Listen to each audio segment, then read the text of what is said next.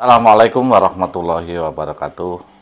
Kita masih mengamati dan menyimak dan menyaksikan ya tentang adanya gonjangan nasab ya. Kali ini kita mereaksi sebuah video yang berkaitan dengan guru gembul yang hadir di kantor Robitoh Alawiyah. Tentu saja ini merupakan hal yang sangat penting. Kita sebagai orang muslim di Indonesia akan mengamati bagaimana tanggapan guru gembul berkaitan dengan tingkah laku daripada nasab Mbak Alawi yang mengklaim sebagai nasab Nabi Muhammad SAW. Boleh kita ikuti. Nanti kita komentari bersama-sama. Ada pihak tertentu yang melakukan adu domba dan sebagainya. Ya tentu saja ada di antara mereka mungkin yang memanfaatkan situasi. Tetapi masalah yang paling utamanya itu adalah, ayo kita introspeksi sama-sama bahwa polemik ini tidak dimulai dari Kiai Imad. Gak ada yang akan mempedulikan pada tesis semacam itu karena masyarakat kita hanya 0,001 saja yang biasa membaca. Dan jumlahnya menjadi semakin sedikit ketika yang bahan bacaannya itu adalah terkait dengan polemik nasab. Itu sedikit sekali. Yang Kiai Imad jangan dipahami sebagai orang yang pertama kali memunculkan polemik dan jangan dianggap sebagai orang yang mengadu domba antara orang-orang NU misalkan antara orang-orang Islam, bukan. Tapi beliau itu adalah orang yang menjadi pionir dari studi akademis. Jadi polemik ini munculnya dari mana? Saya mohon maaf, dari orang-orang habaib. Coba misalkan saya berdiri, kamera tetap masuk ya. Saya ingin menyatakan seperti ini. Sebelum tahun 2000-an, habaib di Indonesia itu sudah ada. Orang-orang yang mengaku sebagai keturunan Nabi itu sudah ada. Dan profesi mereka sangat bervariasi. Status sosial mereka juga bervariasi. Ada dari tukang jualan parfum sampai menteri luar negeri, Indonesia punya yang levelnya habaib. Dan tidak ada kerusuhan, tidak ada polemik di antara itu semua. Yang tiba-tiba muncul adalah, saya mohon maaf ya, di awal reformasi muncul Pak Habib Rizik dengan FPI-nya. Pak Habib Rizik itu latarnya sebenarnya dari NU, tapi entah bagaimana ceritanya, di situ sudah mulai ada kisruh dengan NU yang lain. Ada FPI versus Banser. Kemudian ada kerusuhan, ada serangan di sini dan di sana dan sebagainya. Nah, ini memunculkan apa? Di antara kaum muslimin itu memunculkan satu pikiran bahwa saya tuh gak setuju dengan Habib Rizik, saya tuh gak setuju dengan gerakan-gerakannya yang radikal, saya tuh gak setuju ketika kaum muslimin terlibat dalam percekcokan yang begini dan begitu. Banyak di antara kaum muslimin yang tidak setuju itu, tapi kemudian apa? Mereka tidak berani melawan, tidak berani menentang karena itu kan Habib. Ini kan keturunan Nabi. Jadi pada waktu itu ada dilema, ada polemik sebelum polemik itu menyeruak ke media, polemik di dalam hati kaum muslimin bahwa kami sebenarnya ingin menentang, ingin mengkoreksi pernyataan-pernyataan dari Pak Habib Rizik. Tapi kami gak berani karena itu adalah keturunan Nabi. Jadi di sini ada penghormatan yang sangat besar terhadap kaum muslimin, terhadap nabinya, terhadap junjungannya, tetapi di sisi lain ada orang yang mengklaim ini adalah keturunan Nabi dan kontroversial. Kita nggak bahas dulu soal apakah Pak Habib Rizik itu benar atau salah, kita nggak bahas itu. Kita bahas bahwa Pak Habib Rizik memunculkan polemik pada waktu itu, terkait dengan masalah toleransi, terkait dengan masalah FPI, terkait masalah hal yang semacam itu. Dan setengah dari kaum muslimin, anggaplah ya, data kasarnya adalah setengah dari kaum muslimin kemudian tidak setuju dengan ini, tapi mereka tidak melakukan apa-apa. Ketidakberanian, takut kualat, ini keturunan Nabi. Dan kemudian ketika Pak Habib Rizik agak turun dengan cerita-cerita dan drama-drama di media massa itu, muncul sesuatu yang lebih besar. Pak Habib Bahar bin Smith melakukan persekusi dan kekerasan, intimidasi terhadap orang lain, lisan maupun perbuatan, dan itu direkam, dipublikasikan kepada media-media mainstream di Indonesia. Dampaknya apa? Balik lagi, ini mana ada keturunan Nabi seperti ini, kami merasa malu, merasa jengkel, merasa takut, merasa terintimidasi. Saya harus katakan begini Baraya, kenapa yang datang ke diskusi ini cuman saya? Dan saya katakan, lebih dari setengah kolom komentar yang jumlahnya ribuan di satu video saya itu meminta saya untuk tidak hadir dalam acara ini. Kenapa? Saya mohon maaf. Dalam konteks ini, pihak Robitoh Alawiyah gagal untuk menyampaikan keamanannya kepada orang lain.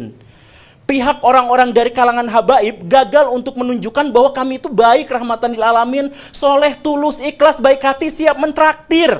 Gagal untuk menyampaikan itu ke publik karena yang ditampilkan itu apa? Kekerasan atas nama habaib, bahwa kami itu boleh melakukan persekusi. Bahkan Pak Habib Bahar bin Smith di pengadilan, ketika beliau sedang diadili, kemudian ada saksi dan kemudian beliau mengatakan, kamu tahu nggak siapa saya? Saya adalah keturunan Nabi. Kalau kakek saya begini, kamu tahu kakek saya seperti ini, kenapa kamu memberatkan? Kamu membuat kesaksian yang memberatkan pada saya.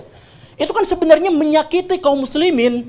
Karena ada orang yang melakukan kekerasan atas nama Nabi, diadili, tapi minta privilege. Siapa yang melakukan itu? Golongan habaib. Kalau misalkan kemudian tiba-tiba muncul bahwa kami sekarang sedang diadu domba antara kelompok ini dengan kelompok itu, bukan. Mungkin ada adu domba, tapi itu belakangan. Munculnya itu dari mana? Dari keresahan kaum muslimin, karena melihat di satu sisi kami mencintai, demi Allah kami mencintai Nabi. Dan wujud dari kecintaan kami terhadap Nabi adalah kami tidak akan mau menisbatkan kekerasan, kejahatan, dan kontroversi terhadap orang-orang yang mengklaim dirinya sebagai keturunan Nabi. Kan masuk akal kan, begitu kan? Kecintaan terhadap Nabi adalah mensucikan beliau dari semua tindak tanduk yang mengangkangi syariah Islam. Nah, jadi permusuhannya sekali lagi ya, kita nggak bahas soal apakah Pak Habib Rizik itu benar atau salah, kita nggak bahas soal Pak Habib Bahar itu benar atau salah, kita nggak bahas itu. Kita membahas rasa takut dari kaum muslimin, rasa resah, rasa merasa terintimidasi. Karena di satu sisi, kaum muslimin sangat mencintai Nabi, tetapi di sisi lain ada keresahan bahwa Nabi dikaitkan dengan tindakan-tindakan atau simbol-simbol dari kekerasan. Itu rasa sakit hati itu belum terobati sampai akhirnya muncul di video Pak Habib Bahar yang sangat kontroversial itu, kakinya diciumin oleh santri-santri yang ngantri jalan bebek. Coba rasakan betapa sakit hati dan marahnya kaum muslimin.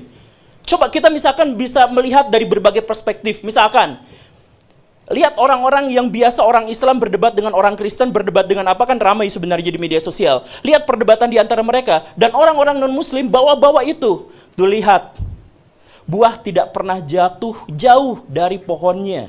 Sebagai penegasan, kalau Bahar melakukan kelakuan yang seperti itu, ya begitulah nabinya. Itu ejekan terhadap kaum muslimin. Dari orang-orang non-muslim, tapi orang-orang non-muslim pun tidak bisa disalahkan. Karena apa? Karena memang Pak Habib Bahar melakukan itu atas nama keturunan Nabi. Kemudian lihat misalkan kelompok-kelompok Islam yang lebih moderat atau yang lebih plural. Mereka sakit hati melihat itu. Karena apa? Karena betapa feodalisme di antara kaum muslim masih terjadi. Ada orang yang diciumi kakinya. Kemudian kita melihat misalkan kelompok-kelompok yang lebih radikal atau kelompok-kelompok yang berpikiran lebih fundamental. Katakanlah kelompok salafi yang kita sebut sebagai wahabi misalkan. Mereka marah, mereka sakit hati karena apa? Karena ada orang sujud di depan orang lain atas nama keturunan Nabi. Betapa sakitnya. Coba kita melihat kalangan nasionalis. Kalangan nasionalis, Islam nasionalis sakit hati ketika melihat ada orang keturunan Yaman kemudian disujudi, diciumi kakinya oleh orang-orang pribumi pesek. Jadi dilihat dari konteks apapun, dalam perspektif apapun, ini benar-benar menyakiti kaum muslimin. Tapi kala itu kaum muslimin berpikir bahwa ya sudahlah, pasrah aja. Kami sakit hati, kami marah, kami pengen sekali untuk mengajak orang ini ke dalam ajaran agama yang benar, katakanlah seperti itu. Ya tapi nggak bisa kan, dia Habib, dia kan keturunan Nabi. Jadi sebenarnya polemik ini bukan muncul gara-gara Kiai Imad, bukan muncul gara-gara dipopulerkan oleh saya, Guru Gembul, bukan. Tapi ini adalah akumulasi dari kekesalan dan kemarahan kaum muslimin terhadap apa yang terjadi yang ditunjukkan oleh beberapa kalangan dari habaib, dari kalangan Ba'alawi. Jadi jangan dulu ada cerita bahwa intelijen masuk ke sini, ya mungkin itu belakangan. Jangan dulu cerita bahwa ini asing masuk ke sini, ya, jangan, belakangan aja dulu. Kita introspeksi. Karena kalau misalkan kita mau maju, kita harus cari solusi. Bagaimana cara kita menemukan solusi? Ketahui masalahnya. Bagaimana cara kita mengetahui masalahnya? Kita berani untuk introspeksi diri. Saya selalu menyatakan, mempopulerkan kepada orang lain, ayo kita introspeksi diri. Kaum muslimin, kenapa sekarang terpuruk? Kaum muslimin, kenapa ketinggalan zaman? Karena setiap ada bagian dari kaum muslimin yang disakiti, kita salahin pihak lain. Ketika Indonesia tidak maju, apa yang dinarasikan? Oh, karena ini adalah konspirasi elit global, konspirasi Yahudi, ini Amerika Serikat yang keji dan sebagainya. Ya iya, katakanlah memang seperti itu. Tapi tidak ada seorang pun di antara kita yang gagal itu kemudian menyalahkan pihak lain. Kalau kita gagal dalam permainan sepak bola, kita nggak berhak untuk menyalahin pemain lain yang lebih bagus. Kalau misalkan kita melihat bahwa Indonesia sekarang carut-marut, jelek, terpuruk, tidak memiliki peradaban yang memadai, ketergantungan sama pihak asing, sama Cina, Amerika Serikat, dan sebagainya, introspeksi diri, mungkin kitalah yang salah. Bukan lalu kita menyalahkan pihak lain.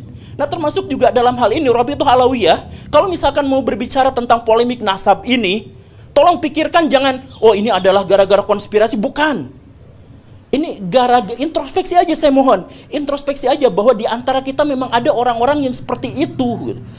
Dan ketika tesis Kiai Imad itu lahir, muncul, akhirnya mengemuka, sentimen-sentimen itu bertebaran di mana-mana. Anti komunis Yaman, imigran Yaman, ayo kita deportasi mereka dan lain sebagainya. Kenapa muncul sentimen-sentimen yang seperti itu? Sentimen itu muncul jelas jauh dari studi akademik, jauh sekali dari nuansa-nuansa atau ekosistem ilmiah, jauh sekali dari situ.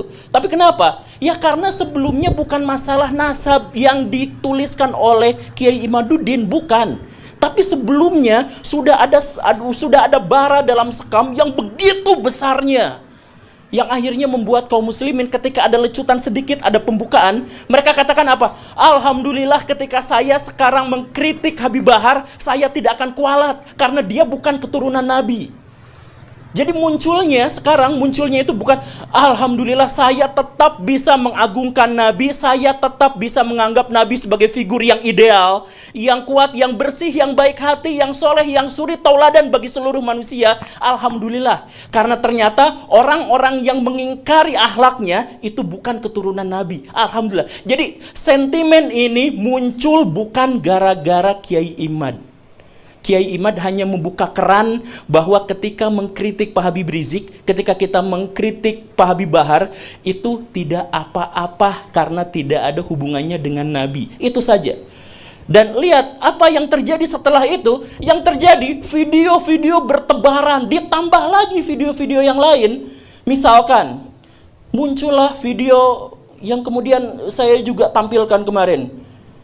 Ada Habib yang mengatakan bangsa ini bisa menjadi bangsa yang kuat, yang teguh, tidak kena bencana dan sebagainya karena mencintai para habaib. Para habaib, kan beliau Habib, Pak Novel Al-Idrus. Kemudian dikatakan, siapa yang berani mengkritik, mengkoreksi Habib, maka dia seperti iblis. Itu pernyataan tekstual, harfiah, literlaksnya seperti itu. Jadi bayangkan kaum muslimin makin marah dengan adanya video itu. Kenapa marah? Karena mereka mencintai Nabi.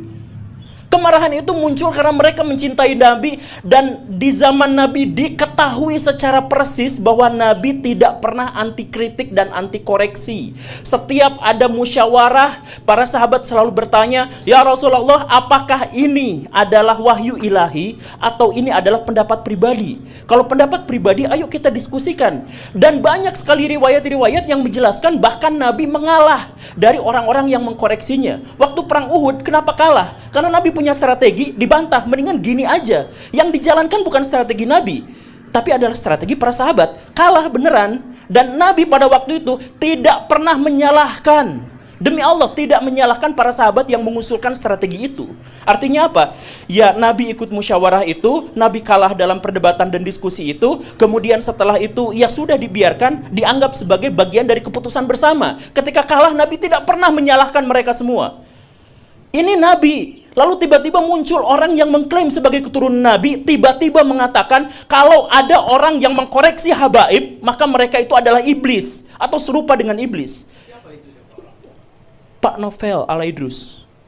Itu videonya sudah viral. Saya yakin banyak di antara orang-orang di sini juga sudah melihatnya. Nah, Kalau misalkan dari Ba'alawi tidak menyaksikan itu, tidak apa-apa. Kalau misalkan di antara Ba'alawi, di antara orang-orang itu lepas tangan dengan itu, ya nggak apa-apa. Tapi pahamilah bahwa kisruh ini, polemik ini bukan dimulai dari adanya gerakan-gerakan intelijen untuk memecah belah kaum muslimin. Sekali lagi, kalaupun itu memang ada, jangan kita jadikan sebagai alasan untuk mencari kesalahan. Jadi, kalau misalkan saya melakukan perzinahan, saya bersumpah saya tidak akan nyalahin setan. Emang kerjaan setan itu untuk membisiki saya untuk melakukan kemaksiatan. Kan begitu. Jadi kalau misalkan kita dipecah belah, jangan salahkan pihak yang memecah belah. Orang kerjaan mereka seperti itu. Salahkan diri kita kenapa kita bisa dipecah belah. Dan lagi-lagi ini jauh dari sentimen akademik. Makanya kalau misalkan kita ngadain debat publik misalkan yang seperti ini, saya pastikan, saya berani bilang, kalau misalkan kita mengadakan debat publik sampai 100 kali di berbagai universitas terkemuka, polemik ini nggak akan berakhir. Satu-satunya cara untuk mengakhiri adalah, yuk introspeksi sama-sama, hentikan narasi-narasi di media sosial terkait dengan privilege dan penghinaan terhadap orang-orang yang dianggap suci dan orang-orang yang dianggap bersih di Indonesia di luar Ba'alawi. Coba, misalkan Baraya di sini, saya minta maaf, tapi coba langsung rasakan bagaimana sikapnya ketika ada orang yang mengatakan seperti ini. Sorbannya kiai-kiai itu derajatnya ada di bawah kaki dari Habib. Bahkan ketika Habib itu penzina, tukang narkoba, tukang mabok. Ada narasi seperti itu disebutkan, dipopulerkan oleh kalangan mereka sendiri. Jadi ketika polemik ini mengemuka, mereka langsung ngomong, jangan tetap jangan kritik habaib karena sorbannya, pecinya kiai-kiai itu derajatnya lebih rendah daripada kakinya Habib-Habib Ba'alawi itu yang tukang narkoba, yang tukang zina, tukang maksiat. Coba orang kampung belajar Iqra. Orang kampung waktu kecil itu belajar tentang akidah, belajar tentang sejarah dari ustadz, dari kiai yang sangat mereka cintai. Lalu ada cerita bahwa kiai mereka derajatnya di bawah kaki habaib tukang narkoba. Rasakan bagaimana sakit hatinya mereka ketika mendengarkan narasi yang seperti ini. Bahwa kemudian Habib terbodoh itu 70 kali lipat lebih mulia daripada Habib terbodoh itu 70 kali lipat lebih mulia daripada kiai-kiai. Coba kalau misalkan kita ikut pengajian, kita ketemu sama orang yang kita salim tangan karena menganggap ilmunya luar biasa, memberikan kontribusi kepada kehidupan kita, memberikan pencerahan kepada kita, lalu dikatakan bahwa mereka itu nggak seberapanya dibandingkan dengan Habib paling bodoh. Bisa nggak merasakan penderitaan dan sakit hati yang luar biasa dari situ? Dengan sakit hati yang besar itu, maka debat-debat kayak gini anfaedah. Karena apa? Yang dibangun bukan studi akademik, bukan. Tapi sentimen-sentimen sejak awal. Bayangkan kemudian ada ulama-ulama Nusantara yang harus cium tangan, cium kaki terhadap Habib-Habib yang berjejer duduk di sofa dengan begitu megahnya. Kalangan nasionalis sakit hati, kalangan tradisional sakit hati, kalangan fundamentalis sakit hati, mau yang liberal sakit hati, yang radikal juga sakit hati melihat fenomena semacam ini. Jadi please lah, saya demi Allah, atas nama Allah saya katakan bahwa saya datang ke sini untuk menghentikan polemik ini. Saya berharap saya bisa. Tapi untuk menghentikan polemik ini bukan dengan debat, bukan dengan diskusi. Tapi ayo kita sama-sama hentikan yang seperti itu. Kemudian kemarin Pak Fikri Syahab mengatakan kepada saya bahwa kami sebenarnya lepas tangan terhadap kelompok-kelompok habaib yang seperti itu. Karena kami adalah ormas penulis nasab saja. Dan kami tentu saja tidak memiliki otoritas untuk ngurusin apa yang mereka katakan dan apa yang mereka perbuat. Misalkan seperti itu. Ya kalau memang seperti itu, sampaikan kepada publik, bukan kemudian melakukan pembelaan-pembelaan. Kalau misalkan kemarin Pak Haji Roma Irama mengatakan bahwa saya pernah ditawari sertifikat habaib. Bukan dicaci maki. Kenapa tiba-tiba muncul di media-media itu, ini orang yang sudah sepuh, ini orang yang sudah ini, tapi kenapa malah seperti ini, su'ul khotimah dan sebagainya. Bukan. Jujur saja, kalau misalkan kita mau tahu, pencatatan nasab Ba'alawi itu sangat rapihnya itu pas zaman Pak Taufik Asgaf sekarang kan. sebelum itu kan masih banyak yang gonjang-ganjing kesana sini, bahkan Mbak Alawi sendiri pernah memergoki ada beberapa orang yang menjual sertifikat nasab itu kan. Nah, itu kan harusnya memang diakui dan kemudian mengatakan, "Oke, kami akan melakukan hal yang lebih baik lagi terhadap pencatatan nasab ini." Bukan justru malah mencaci maki, marah-marah di media sosial terkait dengan masalah yang seperti ini. Ini justru akan memperkeruh. Sekarang Mbak Alawi musuhnya jadi banyak, dan mereka bukan hanya banyak, mereka banyak marah ketakutan di sisi yang lain. Sehingga apa? Kemarin waktu ada pertikaian di Karawang atau Tangerang itu yang kiai katanya digebukin sama kelompok Balawi, sama kelompok Habib. Itulah yang akhirnya menyebabkan Robitoh Alawiyah dianggap begitu mengerikannya. Pak Guru Gembul, please lah, saya punya firasat buruk, jangan berdebat datang ke mereka. Mau menang, mau kalah, tetap genjur, bonyok mukanya. Jangan salahkan mereka.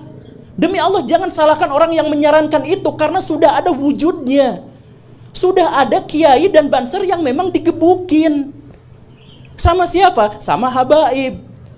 Sama orang-orang muhibin. Itu memang nyata, itu memang benar. Dan itu divideokan dan viral dan banyak orang yang menyaksikan.